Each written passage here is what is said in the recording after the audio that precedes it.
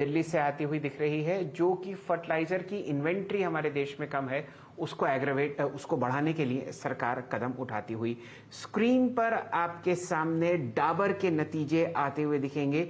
यहाँ पर जो फिलहाल मुनाफा है वो है 505 करोड़, अनुमानित था 490 करोड़, और जो आय है वो है लगभग 2818 करोड़, मुकाबले जो कि अनुमान था 2670 करोड़। वॉल्यूम्स जो कि एक बहुत ही अहम चीज है जहां पर आप एफएमसीजी काउंटर्स को ट्रैक करते हैं, ये है 10% और मुकाबला था 4 से 5% के अनुमान का।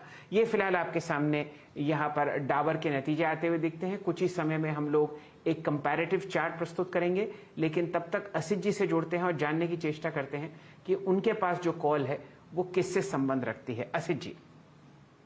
सर ये मेटल सेक्टर थोड़ा वीक लग रहा है। मैं जिंदल स्टील का 420 का पुट लेना चाहूंगा।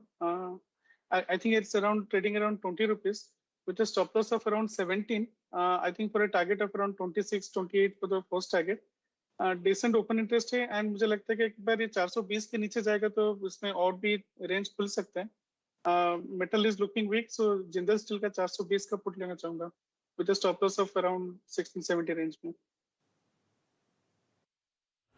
ओके, जिंदल स्टील का अगर आप देखें, आप 420 का पुट लेंगे। अभी कुछ देर पहले टाटा स्टील पे एक सेल कॉल आई थी और उसके बाद अब जिंदल स्टील पे असित की एक पुट ऑप्शन का विकल्प आता हुआ।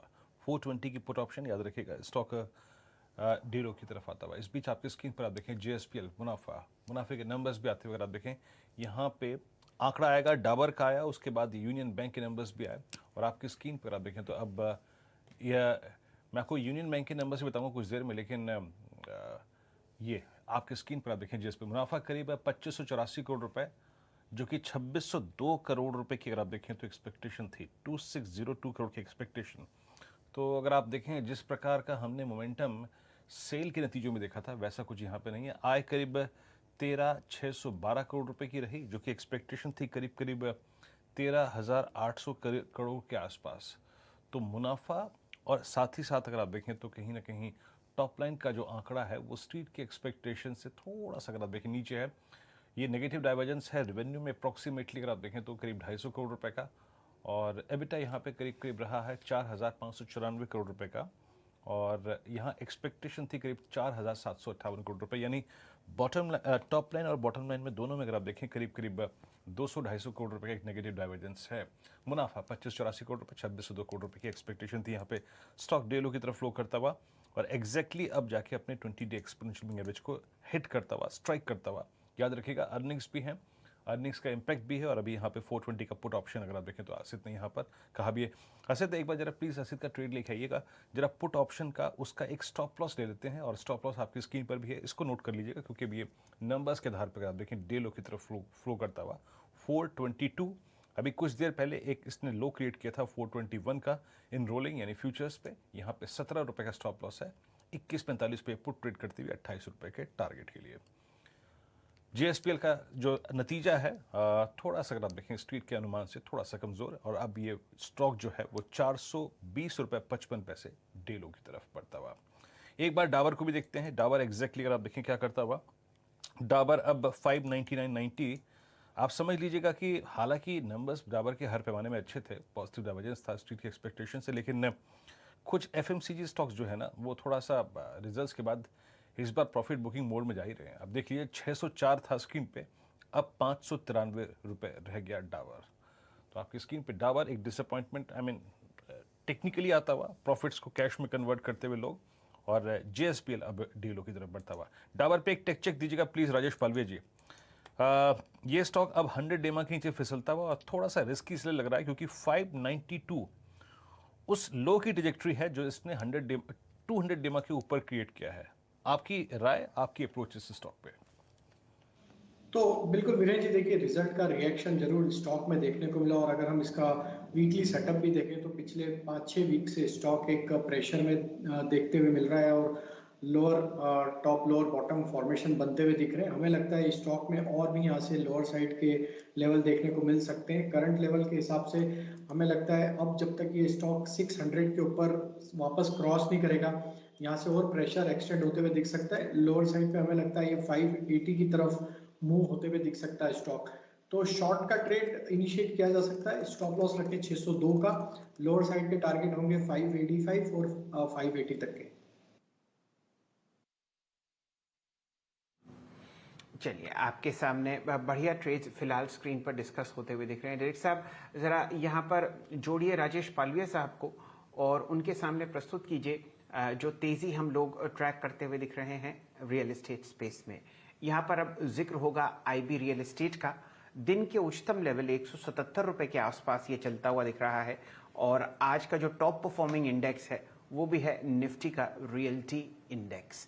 यहाँ पर ये बताइए पालविया साहब, पोजिशनली कहाँ जा रहा है?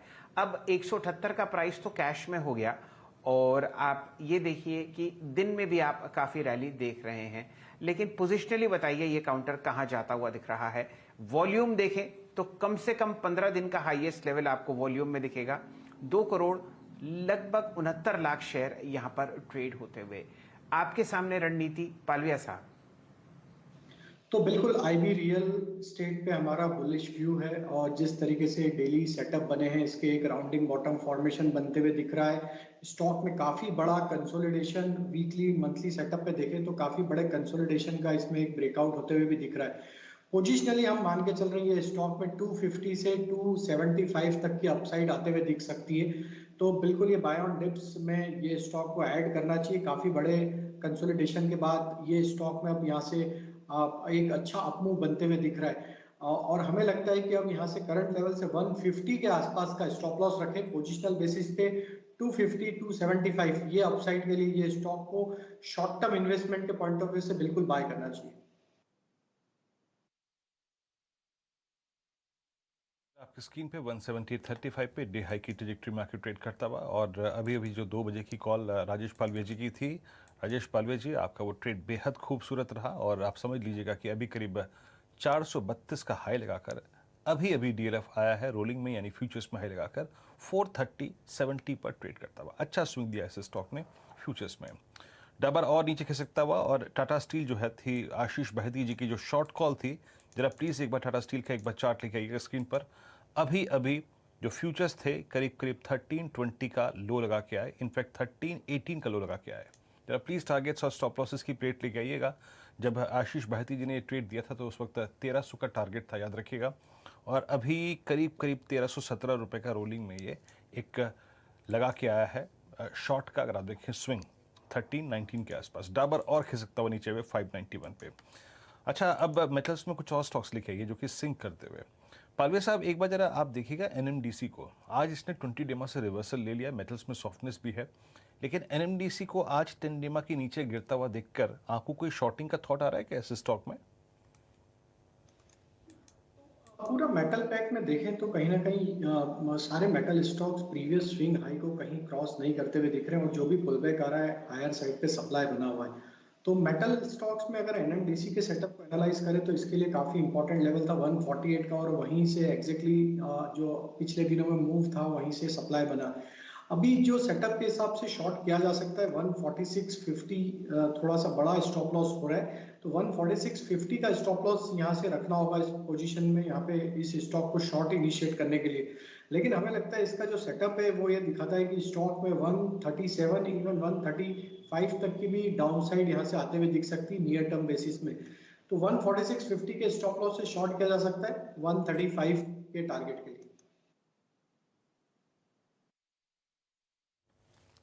एनएमडीसी पर आप देखिए शॉर्ट कॉल है 141.85 पे ट्रेड करता हुआ डे लो के स्तर पर। अभी जो शैल जी ने स्टॉक पिक किया था आईबी रियल, वो देख लीजिए जरा प्लीज 179.85। बहुत सारे ट्रेड्स के बारे में बात नहीं करेंगे, लेकिन हाँ अच्छे ट्रेड्स जो कि निकल रहे हैं।